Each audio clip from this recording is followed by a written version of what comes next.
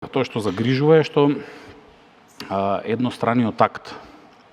значи тотално непочитување на социјалните партнери, представниците на работниците, не слободен, не благојот, представниците на работниците, нас не избрале работниците и работодавачите кои имаа дури и слични, меѓутоа испротивставени мислења од ССМ за начинот на зголемување на минималната плата. Меѓутоа,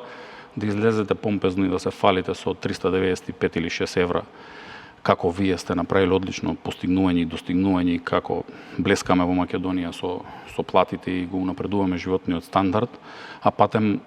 износот на минимална плата рефлектира линеарно зголемување на голем дел од платите на вработените во јавниот сектор покрај дополнителното зголемување согласно општиот колективен договор, мислам дека нема човек, нема синдикалец, нема дури ниту работодавач кој ќе се согласи со таквата стратегија, а дури пратеници веќе се согласуваат дека минимална плата од 500 евра е навистина мала и дека тешко е да се преживее, меѓутоа тоа го направија по предлогот кој лично го дадов, а тоа е јас како претседател на Сојуз на синдикати на Македонија и тие избраните именуваните од владата, од парламентот, директори, раководители и други функционери, живееме со минимална плата, а таа да се зголеми на 500 евра уште од денеска или од утре, а работниците да добијат и дополнителни 100 евра зголемување на сите останати плати.